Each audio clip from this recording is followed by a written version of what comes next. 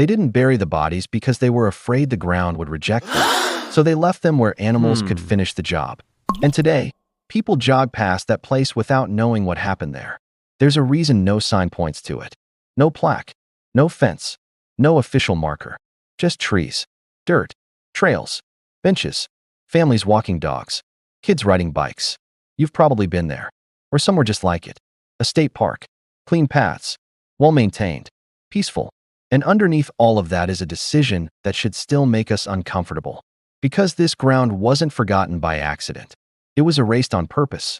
When people talk about the Salem witch trials, they imagine courtrooms, shouting, accusations, maybe a gallows in some town square. That image is neat, contained, almost theatrical. But executions don't end when the body stops moving. What happens next matters. And that's the part no one likes to talk about. Because after the rope went slack, the story became inconvenient. These people were not honored. They were not mourned. They were treated like contamination. So the authorities did something deliberate. They chose a place that was not town, not church land, not cemetery ground. A hill, remote, awkward to reach. A place meant to disappear. Ask yourself something. If the executions were justified, why hide where they happened? The hill had a name once. Not a proud one. Not a poetic one. It was a warning. People didn't go there unless they had to. Not because it was dangerous in a natural way, but because of what it represented. Execution sites are chosen carefully, not just for logistics, but for messaging. You want people to see the punishment, but you don't want the punishment to linger. Too visible, and it invites sympathy. Too hidden, and it invites doubt. This hill was the compromise. Visible enough to make a point. Isolated enough to avoid responsibility. And when the bodies were cut down, something chilling happened. They weren't claimed. Family members were discouraged from retrieving them. In some cases, outright forbidden. The message was clear. These people did not deserve rest. They did not deserve names. They did not deserve ground that had been blessed. So the bodies stayed. Sometimes for days. Sometimes longer. And the town moved on. But here's where the story gets uncomfortable. Because the town didn't actually believe what it was saying. If they truly believed these people were agents of evil, there would have been ritual, ceremony, finality. Instead, there was avoidance, distance, a quiet hope that time and weather would do the work. What does that tell you? This story isn't really about witches. It's about what happens when authority decides fear is more useful than truth. The accusations came easily. The standards were low. The consequences were absolute. And once the system started, stopping it would have required admitting something unthinkable, that innocent people were being killed. So instead, the system protected itself. Doubt became dangerous. Questions became suspicious. And anyone who hesitated risked becoming the next body on the hill. Think about that. Not just the cruelty, but the efficiency. No appeals that mattered. No evidence that could save you. No way to prove a negative. You weren't asked to defend yourself. You were asked to submit. And once the rope did its work, the authorities were faced with a problem. What do you do with the remains of a mistake? You hide them. You let nature erase them. You turn the place into something else. Years passed. The trials ended. Public opinion shifted quietly. No announcements. No apologies. Just silence. And that hill, it stayed. But its meaning softened. New paths formed. Trees grew thicker. Generations changed. Eventually, maps stopped mentioning why it mattered. And then something else happened. The land became useful, recreational, safe, a park. Now pause here. Think about the transformation. An execution site becomes a leisure space, a place where children laugh, where couples picnic, where joggers track their miles. That isn't healing. That's layering. And layers don't erase what's underneath. They just make it easier to ignore. Ask yourself this. If a place witnessed injustice on that scale, does time cleanse it? Or does forgetting just make it easier to repeat? Eventually, historians started asking inconvenient questions.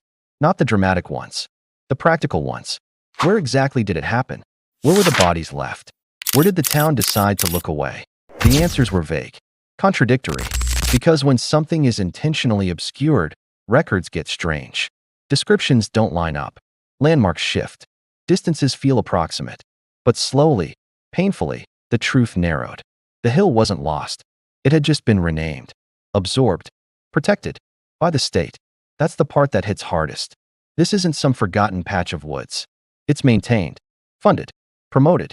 People take engagement photos there. There are maps, brochures, trail markers, and nowhere does it say, people died here because authority refused to doubt itself. Now tell me, is that an accident? Or a choice we keep making? When this realization started circulating, some people pushed back. Not because it wasn't true, but because it was uncomfortable. They said things like, it was a different time. We shouldn't judge the past. Why dig this up? Those phrases are revealing. They aren't about history. They're about protecting the present. Because if you admit this happened here, in a place you consider safe and familiar, you have to admit something else. That systems can commit atrocities without seeing themselves as evil. That normal people can participate. That silence can be complicity. That convenience often wins over justice. And that's not a comforting lesson. So instead, we jog past it. We picnic over it. We let the trees do the talking. There's a detail most summaries skip. Some families didn't accept what happened. Under cover of night, they retrieved bodies. Not legally, not publicly, quietly. They carried them away to be buried properly. That alone tells you something. Because if the executions were righteous, why steal the dead? Why risk punishment for honoring them? Those families knew the truth long before history caught up. And the authorities knew it too. Which is why the site was allowed to dissolve into obscurity. No trials revisit. No formal reckoning. Just a quiet understanding that it had gone too far. But not far enough to admit fault out loud. So instead, the land was repurposed, neutralized, turned into something harmless. Or so they hoped. This hill isn't just about the Salem witch trials. It's about what happens after. After the outrage fades. After the news cycle ends. After the public loses interest. It's about how societies deal with shame. Not by confronting it, but by covering it with grass and paths and rules about dogs on leashes. That's the betrayal. Not just of the victims, but of truth itself. Because every time someone walks that trail without knowing, the silence does its job. And silence is powerful. Silence is how injustice survives. Here's the final, unsettling thought. If this site had stayed obscure, if no one had connected the dots, nothing would have changed. No outrage, no demands, no discomfort. And that tells us something deeply troubling.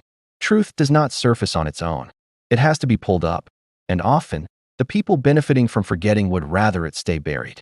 So when you hear about dark history being overdone or unnecessary, ask yourself who benefits from that attitude. Because it's never the victims. Next time you walk through a state park, notice how peaceful it feels. Then ask yourself, what had to be erased for it to feel that way? And how many other hills are we still refusing to name? Because this one was never lost. It was hidden.